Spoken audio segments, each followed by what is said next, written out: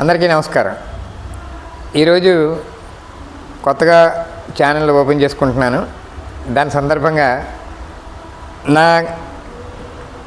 ఈ రోజున ఉండేటువంటి సమాజంలో ఉండేటువంటి అనేక రకాల సమస్యలు, అనేక రకాలైనటువంటి పరిష్కారాలు ప్రతి దానికి ఒక కథ రూపంలో చెప్పడం నాకు ఒక చిన్న అలవాటు.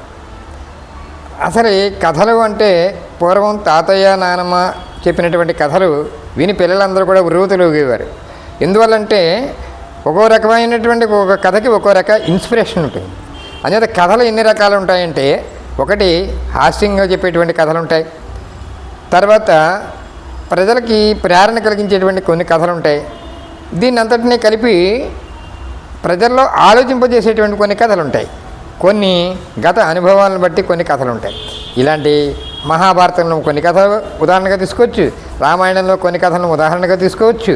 ఇది జీవితంలో ప్రతి పెద్ద విషయాన్ని కూడా చిన్న కథ ద్వారా దాన్ని మనం పరిష్కారం చెప్పచ్చు. ఉదాహరణకి ఒక కథ చెప్తాను. ఒక అబ్బాయి స్కూల్లో చదువుతున్నప్పుడు ఆ స్కూల్కి ఒక పెద్ద ఆయన వచ్చారు.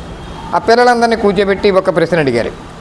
ఏమిటండి, ఈ రోజున మీకు అందరికీ ఒక కథ చెప్తాను అని చెప్పి ఒక కథ చెప్పాడు. ఆ కథ అంతా ఏం కథ చెప్పాడు అన్న దాని గురించి మనం తర్వాత చర్చించుకునేటప్పటికీ కూడా ఆయన వాళ్ళందరికీ కూడా పిల్లలకి ఒక కాగితం ముక్కలు ఇచ్చాడు. ఇన్ని ముక్కల కాగితం తీసుకున్న తర్వాత ఆ ముక్కల కాగితాలన్నింటినీ పట్టుకుని దీన్ని ఏదైనా ఒక బొమ్మ తయారు చేయండి, భారతదేశానికి సంబంధించినటువంటి ఒక బొమ్మ తయారు చేయండి అని చెప్పాడు. పిల్లలందరూ చూశారు. అందరూ కూడా ఈ కాగితం విరిగిపోయినటువంటి ముక్కలు, చిరిగిపోయిన ముక్కలతో ఎలాగ భారతదేశం అవుతుంది అని చెప్పి అనుకున్నారు. కానీ అందులో ఒక తెలివైన కుర్రాడు ఏం చేసిందంటే, నేను చేస్తానని చెప్పి ఆ బల దగ్గరికి వెళ్తే ఆ బొమ్మలకి ఆ ముక్కలకి వెనకాల ఒక పక్కన కన్ను కనబడింది, ఇంకో ముక్క మీద ఇంకో కన్ను కనబడింది, ముక్కు కన్ను నోరు అన్నీ కనబడ్డాయి. ఇవన్నీ కలిపాడు. అక్కడిని వాటిలన్నింటినీ తిరిగేసేసాడు. అదే భారతమాత. కాబట్టి మన దేశం విడిపోయినప్పటికీ కూడా అన్ని అవయవాలను కలిపినట్టుగా మనది కేంద్రం భారతదేశంలో మన దేహమే దేశమే దేవాలయం.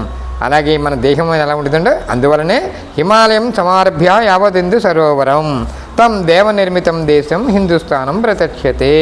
కాబట్టి భారతమాత యొక్క రూపం ఎలా ఉంటుందండి, అక్కడ హిమాలయాల్లో కిరీటం ఉంటుంది, పాదాల దగ్గర రామేశ్వరం దగ్గర పాదాలు ఉంటాయి. అటువంటి ఈ చిన్న కథ ద్వారా భారతమాత యొక్క వర్ణన మనం చేయడానికి, మనమంతా కూడా అవయవ స్వరూపులు అని చెప్పడానికి అవకాశం ఉంటుంది. ధన్యవాదాలు.